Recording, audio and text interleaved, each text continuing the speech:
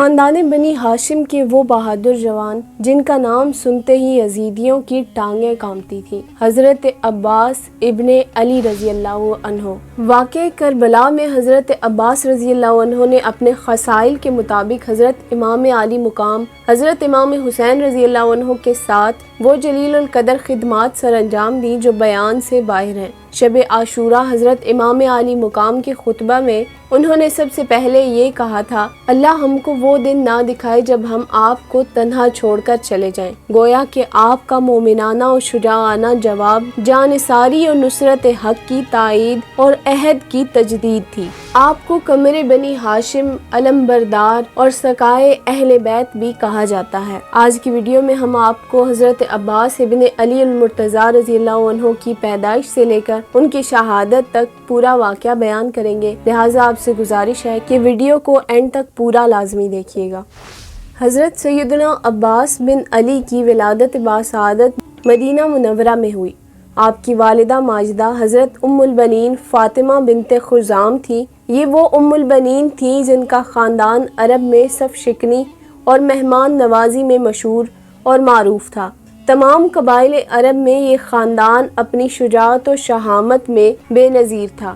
حضرت علی رضی اللہ عنہ اس بات پر بہت خوش ہوئے کیونکہ جس طرح آپ شجاعت و شہامت میں اعلیٰ درجہ کے مشہور ہیں، آپ کی بیوی بھی شجاعی خاندان سے تھی۔ آپ کے ہی بطن سے حضرت کے یہ 4 فرزند پیدا ہوئے، حضرت ابو الفضل العباس رضی اللہ عنہ، حضرت عثمان، حضرت عبداللہ اور حضرت جعفر، جو سب کے سب میدان کربلا میں یوم عاشوراء حضرت امام حسین رضی اللہ عنہ کی نصرت کے ساتھ جام شہادت نوش فرما گئے۔ حضرت عباس رضی اللہ عنہ کو 14 سال تک اپنے والد معظم کی شفقت نصیب ہوئی تھی۔ پھر حضرت سیدنا علی المرتضیٰ اپنے والد عظیم کی شہادت کے بعد 10 سال کا عرصہ حضرت سیدنا امام حسن کے پاس رہے۔ ان کی شہادت کے بعد حضرت امام حسین کے پاس رہے۔ گویا کہ اس طرح بوقت شہادت آپ کی عمر مبارک 34 سال تھی۔ حضرت عباس بہت حسین و جمیل تھے۔ ان کو خدا داد حسن و جمال کی وجہ سے قمر بنی ہاشم کہا جاتا ہے، یعنی بنی ہاشم کے خاندان کے چاند جیسے عباس۔ جب شہزادہ علی اکبر ابن امام حسین رضی اللہ عنہ اور حضرت سیدنا عباس ابن علی بازار میں چلتے تو لوگ ان کے چہرے کو دیکھنے کے لیے جمع ہو جاتے۔ سبحان اللہ!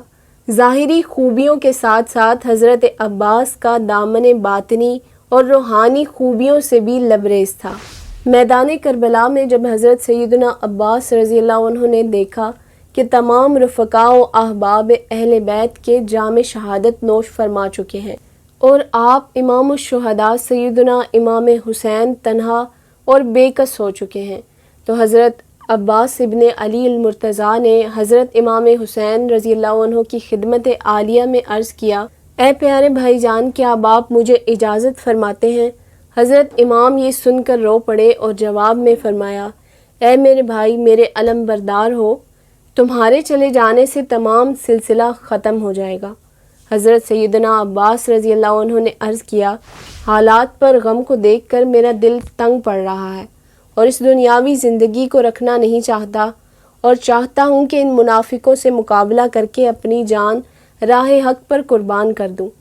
حضرت امام عالی مقام رضی اللہ عنہ نے فرمایا، اچھا اگر آپ کا یہی خیال ہے تو پہلے ایک کام کر دو، وہ یہ کہ اہل بیت اطہار کی خواتین مقدسہ اور بچے پیاس کی شدت سے تڑپ رہے ہیں، ان کے لیے کسی طریقے سے تھوڑا سا پانی لا دو۔ حضرت سیدنا عباس نے حکم سنتے ہی عرض کیا، پہلے میں پانی لے آؤں۔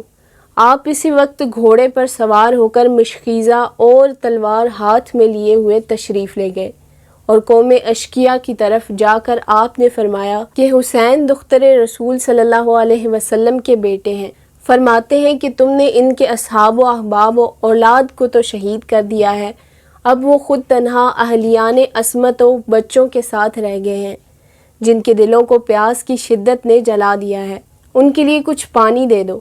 یزیدی رو پڑے اور بعض نے ندامت سے سر جھکا لیے، لیکن دنیا کی حسرت نے ان کو دین سے اندھا کر دیا تھا کہ آج خانوادہ اہل بیت رسول صلی اللہ علیہ وسلم پیاس سے تڑپ رہے ہیں۔ جب یہ صورتحال قوم اشقیاء کی ہوئی تو ایک شخص شمر اور مشیت بن ربی آگے بڑھے اور کہنے لگے، اے ابو تراب کے بیٹے، اگر بالفرض تمہاری روئے زمین پر پانی ہی پانی ہو جائے اور پھر وہ ہمارے قبضہ میں ہو، تب بھی تمہیں اس وقت تک ایک قطرہ پانی نہ دیں گے جب تک تم یزید کی بیعت نہ کر لو۔ ان کا کافرانہ جواب سن کر حضرت عباس مایوس ہو کر حضرت امام عالی مقام کی خدمت میں واپس لوٹ کر آئے اور ان کے تمام سوال و جواب کا ذکر کیا۔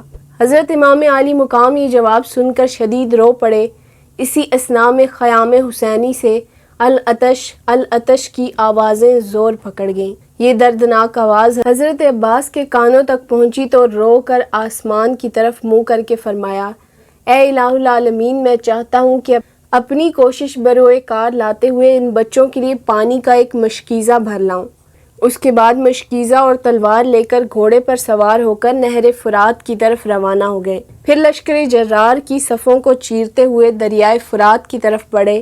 جب قوم اشکیا اور عمر بن سعد نے دیکھا کہ حیدر کرار کا فرزند بڑے عزم و ہمت کا علم لیے ہوئے آیا ہے، تو 4000 کا لشکر یزیدی جو نہر پر متعین کیا گیا تھا حرکت میں آ گیا۔ یہ حالت دیکھ کر شہزادہ حضرت سیدنا عباس نے تلوار میان سے نکالی اور دشمنان اسلام پر ٹوٹ پڑے۔